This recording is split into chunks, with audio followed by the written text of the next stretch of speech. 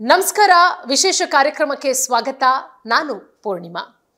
ನೋಡಿ, ಸರ್ಕಾರದ ಪಂಚ ಗ್ಯಾರಂಟಿಗಳು, 5 ಗ್ಯಾರಂಟಿಗಳಲ್ಲಿ ಮಹತ್ವಾಕಾಂಕ್ಷಿಯ ಗ್ಯಾರಂಟಿ, ಎಲ್ಲವೂ ಗ್ಯಾರಂಟಿಗಳನ್ನು ಸರ್ಕಾರ ಸಮರೂಪವಾಗಿ ಜಾರಿಗೆ ತಂತು. ಶಕ್ತಿ ಇರಬಹುದು, ಗೃಹಲಕ್ಷ್ಮಿ ಇರಬಹುದು, ಗೃಹಜ್ಯೋತಿ ಇರಬಹುದು, ಅನ್ನಭಾಗ್ಯ ಇರಬಹುದು, ಯುವ ನಿಧಿ, ಈ 5 ಗ್ಯಾರಂಟಿಗಳು ರಾಜ್ಯದಲ್ಲಿ ಜಾರಿ ಇದೆ.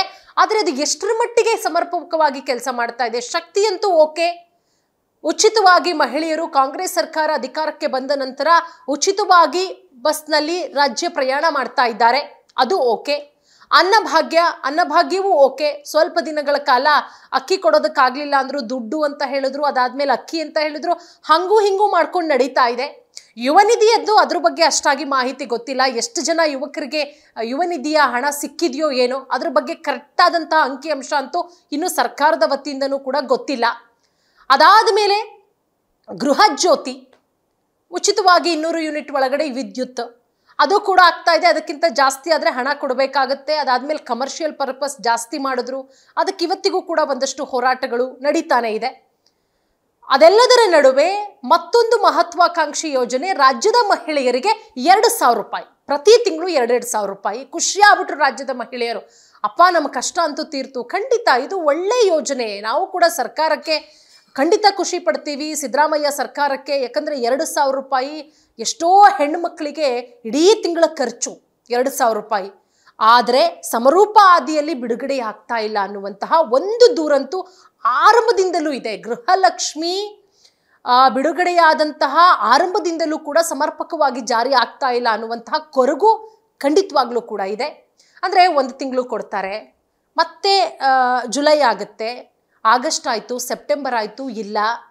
ಕಾದಿದ್ದೇ ಬಂತು, ದಸರಾ ಬಂತು, ವಿಜಯದಶಮಿ ಹಬ್ಬ, ಈಗೆಲ್ಲೋ ಜುಲೈ ತಿಂಗಳ ಹಣ ಬಿಡುಗಡೆಯಾಗಿದೆ ಅನ್ನೋದ್ರ ಬಗ್ಗೆ ಮಾಹಿತಿ. ಆದರೆ ಒಂದಷ್ಟು ಜನಕ್ಕೆ, ರಾಜ್ಯದ ಒಂದಷ್ಟು % ಹೆಣ್ಣು ಮಕ್ಕಳಿಗೆ ಆ ಹಣ ಜುಲೈದು ಕೂಡ ಸಿಕ್ಕಿಲ್ಲ. ಜೂನು, ಜುಲೈ, ಆಗಸ್ಟು ಇಷ್ಟು ಪೆಂಡಿಂಗ್ ಇತ್ತು. ಇನ್ನೇನು ಸೆಪ್ಟೆಂಬರ್ ಕೂಡ ಮುಗಿಯೋದಕ್ಕೆ ಬಂತು, ಇನ್ನೊಂದು 2 ದಿನ ಸೆಪ್ಟೆಂಬರ್ ತಿಂಗಳು ಕೂಡ ಮುಗಿಯುತ್ತೆ. ಸೊ ಇನ್ನೂ ಕೂಡ 2 ತಿಂಗಳದ್ದು ಬಾಕಿ ಇದೆ. ಜುಲೈದು ಬಿಡುಗಡೆಯಾಗಿದೆ ಅನ್ನೋದ್ರ ಬಗ್ಗೆ ಲಕ್ಷ್ಮೀ ಹೆಬ್ಬಾಳ್ಕರ್ ಅವರು ಮಾಹಿತಿ ಕೊಟ್ಟಿದ್ದಾರೆ.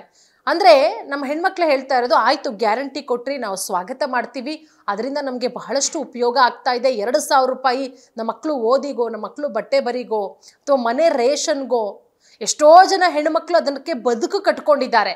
ಅದು ಗೊತ್ತಿರೋದೆ, ನಾವು ಕೂಡ ಸುದ್ದಿ ಪ್ರಸಾರ ಮಾಡಿದ್ದೀವಿ. ಸರ್ಕಾರದ ಒಳ್ಳೆ ಯೋಜನೆ, ಸರ್ಕಾರವನ್ನು ದೂರ್ತಾ ಇಲ್ಲ, ಆದರೆ ಸಮರ್ಪಕವಾಗಿ ಕೊಡಿ. ಪ್ರತಿ ತಿಂಗಳು ಅಟ್ಲೀಸ್ಟ್ ಒಂದು 5ನೇ ತಾರೀಕು ಅಥವಾ 10ನೇ ತಾರೀಕಿಗಾದರೂ ಗೃಹಲಕ್ಷ್ಮಿಯನ್ನು ಹಾಕಿ ಕಾಯ್ತಾ ಇರ್ತಾರೆ. ಅದಕ್ಕೆ ತಕ್ಕನಾದಂಥ ಹೆಣ್ಮಕ್ಳು ಕಮಿಟ್ಮೆಂಟ್ಗಳನ್ನ ಮಾಡ್ಕೊಂಡಿರ್ತಾರೆ. 2,000 ರೂಪಾಯಿ ಬರುತ್ತಪ್ಪ, ನಾವು ಯಾವುದಕ್ಕಾದ್ರೂ ಬಳಸ್ಕೋಬೇಕು ಅಂತ ಹೇಳಿ. ಹಾಗಾಗಿ ಅಟ್ಲೀಸ್ಟ್ 5ನೇ ತಾರೀಕು 10ನೇ ತಾರೀಕಾದರೂ ಹಾಕಿ. 2 ತಿಂಗಳು 3 ತಿಂಗಳು ಕೊಟ್ಟಿಲ್ಲ ಅಂದರೆ ಬಹಳಷ್ಟು ಕಷ್ಟ ಆಗುತ್ತೆ. ಜುಲೈ ತಿಂಗಳ ಹಣ ಬಿಡುಗಡೆಯಾಗಿದೆ ಅನ್ನೋದ್ರ ಬಗ್ಗೆ ಮಾಹಿತಿ. ಸುಮಾರು ರಾಜ್ಯದ 1.24 ಕೋಟಿ ಫಲಾನುಭವಿಗಳಿಗೆ ಗೃಹಲಕ್ಷ್ಮಿ ಹಣ ಬಂದಿರೋದು. ಅದರ ಜೊತೆಗೆ 23 ಕಂತಿನ ಹಣ ಬಿಡುಗಡೆಯಾಗಿದೆ. ಅಂದರೆ ಕಾಂಗ್ರೆಸ್ ಸರ್ಕಾರ ಅಧಿಕಾರಕ್ಕೆ ಬಂದ ಮೇಲೆ 23 ಕಂತಿನ ಹಣ ಬಿಡುಗಡೆ ಆಗಿರೋದು. 23ನೇ ಕಂತು ಅಂತ ಹೇಳಿದ್ರೆ ಅದು ಜುಲೈ ತಿಂಗಳ ಹಣ. ಸೊ ಇನ್ನು ಆಗಸ್ಟ್ ಮುಗೀತು. ಸೊ ಸೆಪ್ಟೆಂಬರು ಇನ್ನೇನು 2 ತಿಂಗಳು ಮುಗೀತು. ಇನ್ನು ಆಗಸ್ಟು ಸೆಪ್ಟೆಂಬರ್ದು ಹಾಕೋದು ಅದು ನವೆಂಬರ್ ಆದರೂ ಆಗ್ಬೋದು, ದೀಪಾವಳಿಗೆ ಅನ್ಸುತ್ತೆ. ಈಗ ನೋಡಿ ದಸರಾಗೆ ಹಾಕಿದ್ದಾರೆ. ದಸರಾಗೆ ಎಷ್ಟು ಹಾಕಿದ್ದಾರೆ? ನಮ್ಮ ಪಾಪ ಹೆಣ್ಮಕ್ಳು ಏನು ಅಂದ್ಕೊಂಡಿದ್ರು, ಒಂದು 2 ತಿಂಗಳದಾದರೂ ಹಾಕ್ತಾರೆ ಅಟ್ಲೀಸ್ಟು, ಏನಾದರೂ ಒಂದಕ್ಕಾಗತ್ತೆ ಅಂತ. ಬಟ್ ಇಲ್ಲ, ಹಾಕಿರೋದು 1 ತಿಂಗಳು, ಜುಲೈ ತಿಂಗಳು 1 ತಿಂಗಳದ್ದು ಹಾಕಿರೋದು. ಈಗ ದಸರಾಗೆ ಹಾಕಿದ್ರು 1 ತಿಂಗಳು. ಇನ್ನು ನವೆಂಬರ್ಗೆ ದೀಪಾವಳಿ ಬರುತ್ತಲ್ಲ, ಆ ದೀಪಾವಳಿಗೆ ಇನ್ನೊಂದು ತಿಂಗಳು ಹಾಕ್ತಾರೆ. ಹಾಗೆ ಇನ್ನೊಂದು 3 ತಿಂಗಳದು ಉಳ್ಕೊಂಡು ಬರುತ್ತೆ. ಒಟ್ಟಾರೆ ಈಗ 23ನೇ ಕಂತು ಅಂತ ಹೇಳಿದ್ರೆ ಅದು ಜುಲೈ ತಿಂಗಳ ಕಂತಿನ ಹಣ ಬಿಡುಗಡೆ ಮಾಡಿರೋದು. ಸುಮಾರು 1.24 ಕೋಟಿ ಗೃಹಲಕ್ಷ್ಮಿ ಯೋಜನೆಗಳಿಗೆ 22 ಕಂತುಗಳ ಹಣ ತಲುಪಿದೆ. 24 ಕಂತು ಅಂತ ಹೇಳಿದ್ರೆ ಒಟ್ಟು 46,000 48,000 ಇದುವರೆಗೂ ಹೆಣ್ಣುಮಕ್ಕಳ ಕೈಗೆ ತಲುಪಿರುವಂಥ ಹಣ. ಆಗಸ್ಟ್ ತಿಂಗಳ ಹಣ ಅಷ್ಟೇ ಬಾಕಿ ಇದೆ.